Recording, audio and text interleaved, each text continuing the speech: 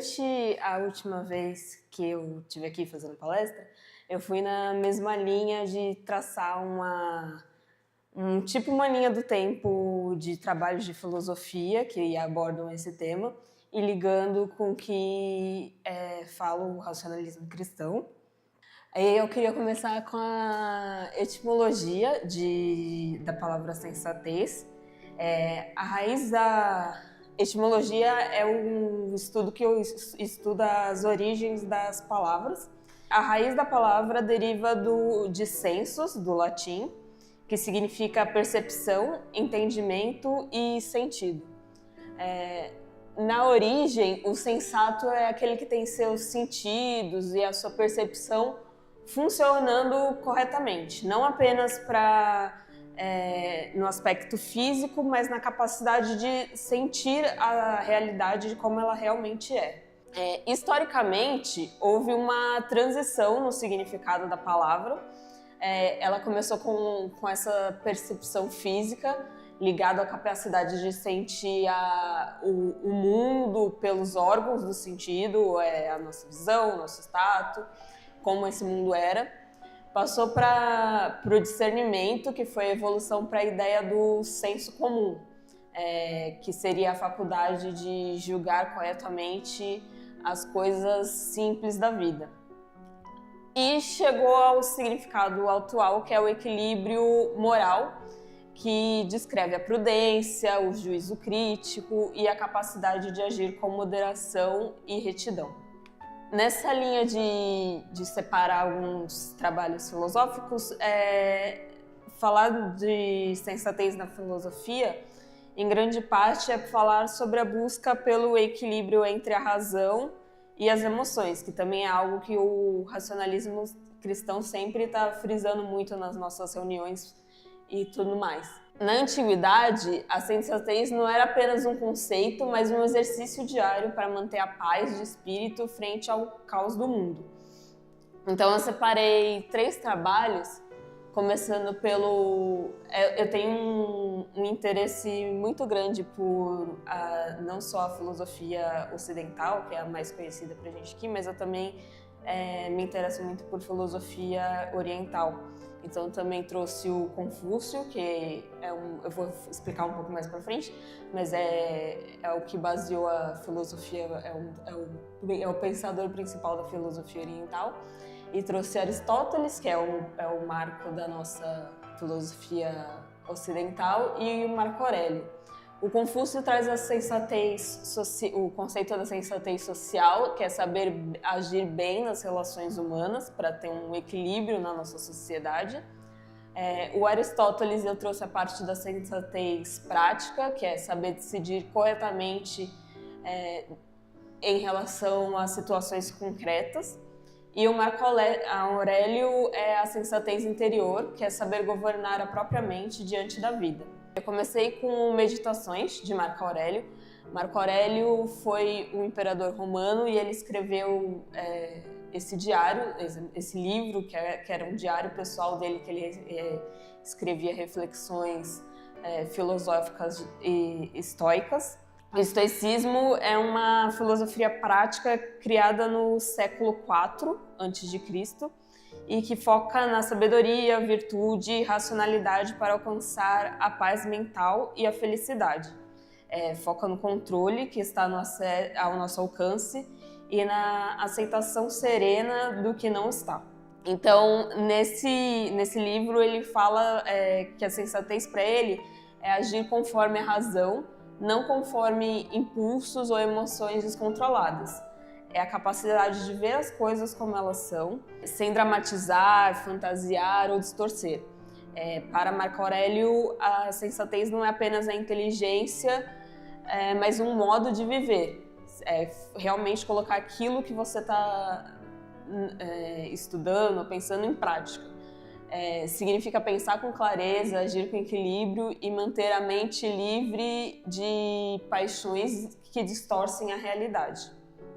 Eu coloquei vão ter alguns trechos dos livros aí. Usar a sensatez para ter clareza da percepção, separar fatos de opiniões, O que nos perturba não são os eventos, mas a nossa interpretação deles. E isso faz muito sentido no nosso mundo atual, com a gente é bombardeado de informações o tempo inteiro e a gente tem que ter esse discernimento do que realmente é verdade e do que é opinião.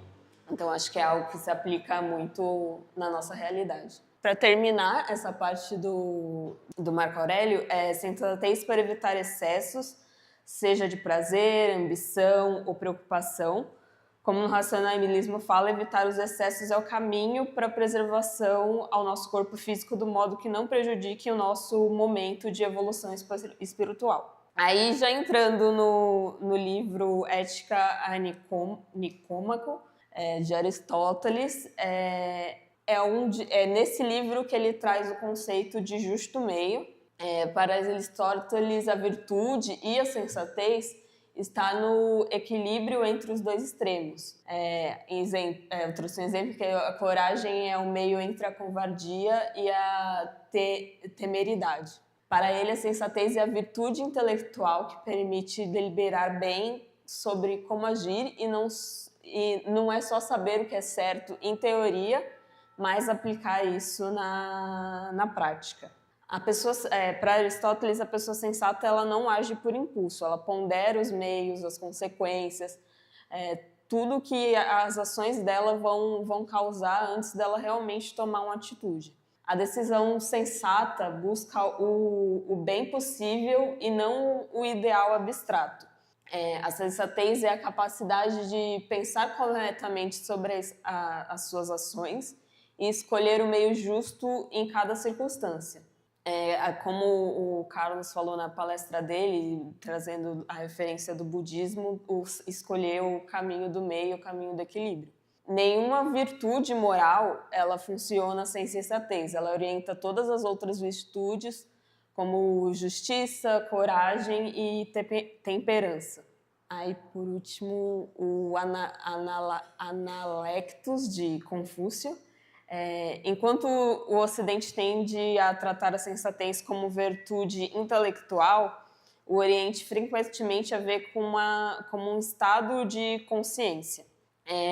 No Ocidente, a sensatez é vista frequentemente como uma ferramenta da razão. No Oriente, ela é vista como um estado de harmonia, como a ordem natural do universo.